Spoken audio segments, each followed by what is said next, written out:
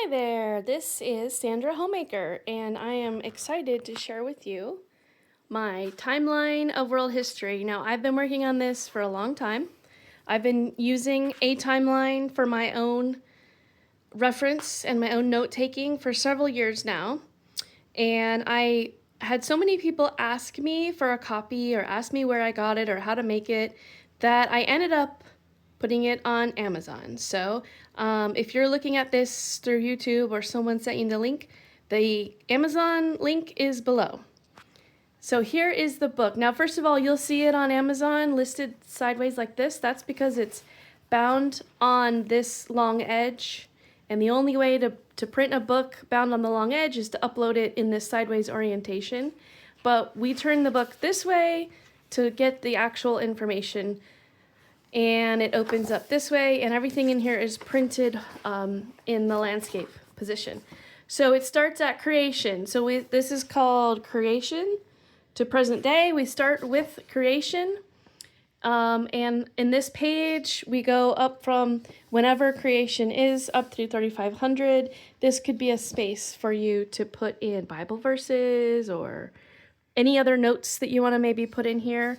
I have already included creation and the fall, a couple of Bible verses there from Genesis.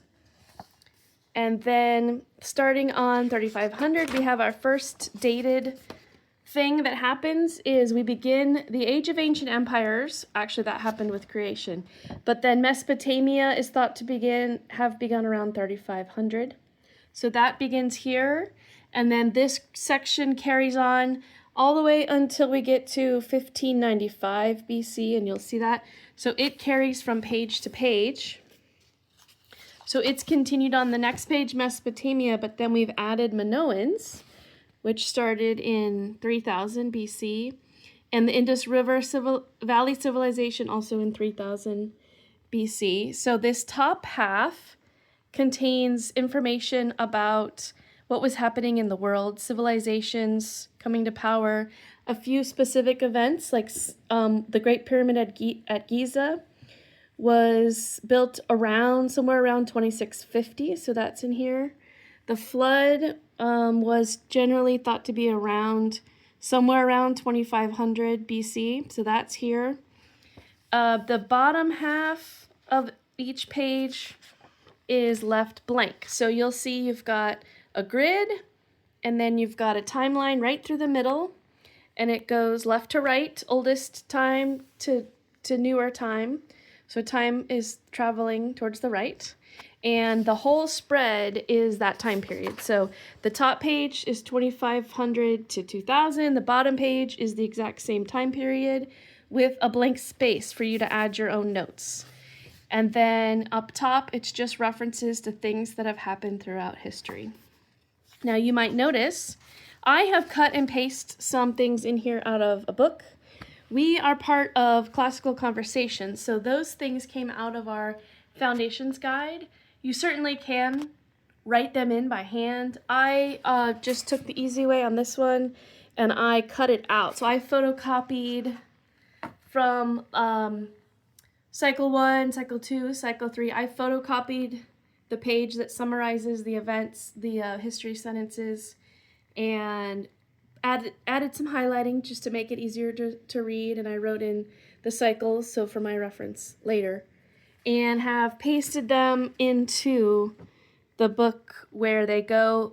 Normally, I would say if you wanted to get through it quickly, you can cut and paste, or you might want to write it. So I have been working on this timeline concept for a long time. I have my own book. This was before I printed on Amazon. I printed it on my own printer at home and bound it. So what I have here is my book that I've been adding to for years. Let's see, let me find a page with some information. Here we go. So here's my written in version. Instead of cutting and pasting, I was writing by hand. And that is a history sentence from Foundations. Now it's every event that you're familiar with in our Cycle 1, Cycle 2, Cycle 3 is going to be denoted somehow. I haven't included any of the copyrighted information from Classical Conversations, just a note like Plymouth Colony founded. And then I leave a space for you. So you can write in, or like I said, cut and paste the actual history sentence for your reference.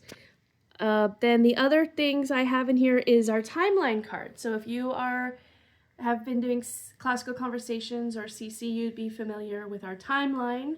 It begins with Age of Ancient Empires, and then it has several events throughout history. So I have included the titles for all of these. So we've got at the top of our book here, at the top of the page, the ages, which span a much longer time. So there's Age of Ancient Empires. Let's see, I've got the Middle Ages, starts around 450. So that switches over, and then the Renaissance period begins, 1350. So the ages and periods are listed at the very top, and then the actual timeline cards naming different civilizations are listed below. And then the empty space for you to add your own information. Now in the back, you will find some pages that are pre-printed. So this book comes already including little pegs of information that have to do with everything we do in foundations. All of the timeline cards are somehow denoted in here without infringing copyright of classical conversations. And then all of the history sentences from cycle 1, 2, and 3 are also noted in here, again, without using their exact wording, just a reference to it. Then at the back, I have included the literature books that we begin in challenge. So ideally, you would be using this in foundations, adding your history sentences, adding anything else that you find interesting in the early years. Then when you get to challenge A, you can begin adding your literature books. So here we have the very first book, The Lion, the Witch, and the Wardrobe. You would cut it out and just paste it in place. So this was published in 1950. So for example, here I've got in my book that I've been using for a long time. If I find 1950, I should have that in here. So I went and pasted The Magician's Nephew onto the place around, oh wait, that's The Magician's Nephew. Oh, no, I don't have that one. But I have The Magician's Nephew, 1955. That's another one. That's another one that we read. So I cut it out and then just use a glue stick to glue that in here where it belongs. So I have the literature that we read in challenge A, B, and 1, stories and novels. And then I have famous astronomers and American heroes on the next page. Same thing, you can cut those out and paste those in where they go. Let's see. Oh, the Scopes trial, that's something that we read about in challenge B. So that happened in 1925. So let me see if I've got that in here. It's been a few years since I did challenge B. There it is. 1925. Oh, also Billy Budd was published at that time. So I probably put the Billy Budd sticker, or the part that I cut out and pasted, I put it in the time period that it was set, but then I also noted when it was published when we were reading about the author, probably.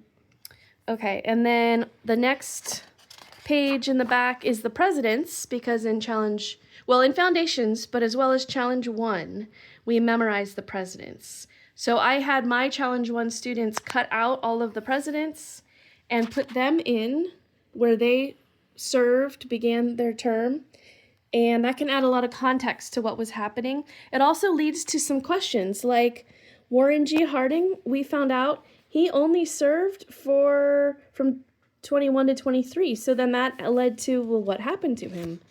We had some questions about that, and so it leads to some really great conversations as you're assembling all of these things in place. Did you know that a passage to India was happening at the same time as Susan B. Anthony was fighting for women's suffrage? And at the same time, we had the 19th Amendment was passed, and we have our history sentence from foundations.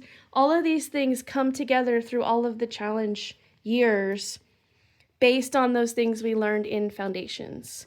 And then in challenge 2, there's more literature, and then there's also artists and composers. So we touch on these composers in foundations, but then you really get to study their life in challenge 2. So I have these in here. You can cut out and paste into where they are in history. Then here's an example of the way I started. At some point, I decided that I would rather turn my book this way and write in it. It made more sense to me when I was taking notes. And that was around challenge 1, because in challenge 1, we're reading a lot of smaller articles, speeches. So I started having my students write in every time we read a new speech or poem or article. I would have them write it in this section here. So I'm so glad I left this part blank until we got to challenge 1, because we start really filling this in. And in challenge 3, they fill in a lot of these little events along the way when they read a patriot's history of America. So this is a good, I'm kind of wondering if maybe I should done this section going this way as well, but I like how it turned out. But here we go with the different articles that we read, and then you can place it on the line. We've got different poems and speeches that were given, stories. The Gift of the Magi was a story that we read.